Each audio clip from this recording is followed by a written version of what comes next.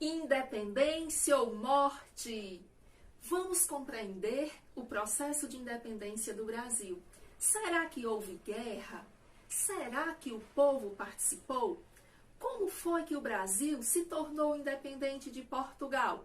Vamos conhecermos o processo de independência do Brasil. Vamos voltar um pouco na história. Estamos em 1806, ano em que foi criado o bloqueio continental por Napoleão Bonaparte, imperador da França, onde ele estipulava que os países europeus não podiam mais manter relações comerciais com a Inglaterra. E o que fez Dom João, que era príncipe regente de Portugal?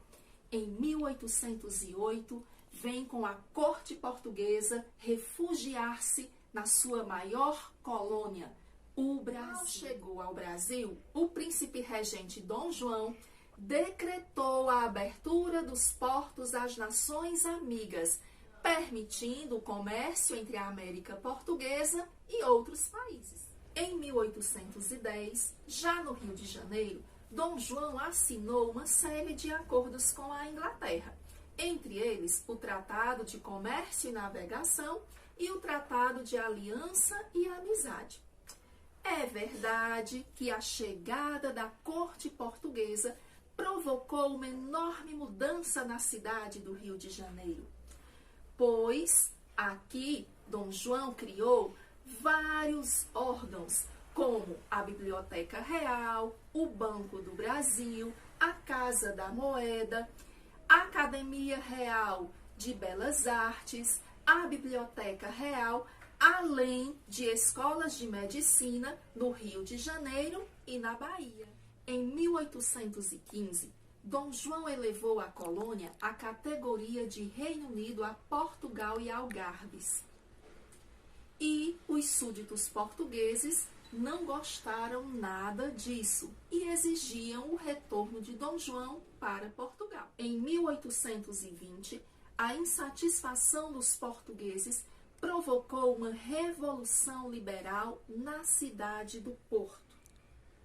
E mesmo contra sua vontade, em 1821, Dom João VI volta para Portugal, mas deixa seu filho Dom Pedro como príncipe regente do Brasil. E antes de partir, exclama: Pedro, se o Brasil se separar, antes seja para ti que há de me respeitar, do que para qualquer um destes aventureiros. Mas os portugueses queriam que Dom Pedro voltasse também para Portugal, pois perceberam a evolução da política brasileira, que logo formou o Partido Brasileiro. E, temendo que Dom Pedro regressasse para Portugal, os brasileiros recolheram aproximadamente 8.000 assinaturas, pedindo-lhe que permanecesse no país. E no dia 9 de janeiro de 1822, Dom Pedro afirmou: como é para o bem de todos e felicidade geral da nação, estou pronto. Diga ao povo que fico. O dia do fico, como ficou conhecido, foi decisivo para a emancipação brasileira que viria a seguir. As tropas portuguesas, contrárias à decisão de Dom Pedro, foram forçadas a abandonar o Rio de Janeiro. Os ministros portugueses se demitiram e Dom Pedro logo organizou um novo gabinete, formado só por brasileiros e chefiado por José Bonifácio de Andrada e Silva. Em agosto de 1822, ordens de Lisboa exigiam que o regente retornasse a Portugal e que suas decisões fossem anuladas. Diante da gravidade de tais notícias, José Bonifácio enviou um oficial ao encontro de Dom Pedro, que tinha ido a São Paulo, para entregar-lhe uma carta. E na tarde do dia 7 de setembro de 1822, Dom Pedro foi encontrado voltando de Santos, às margens do Riacho Ipiranga, no Planalto de São Paulo. E aí, quando ele leu a carta, ficou louco. E foi exatamente nesse momento que ele deu o famoso grito do Ipiranga: independência ou morte!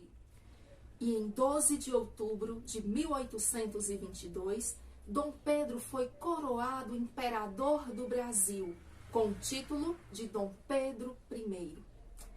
Contudo, o reconhecimento da independência do Brasil por Portugal só aconteceu em 1825, após o pagamento de uma grande indenização de 2 milhões de libras esterlinas, que no dinheiro de hoje equivale a quase 1 bilhão.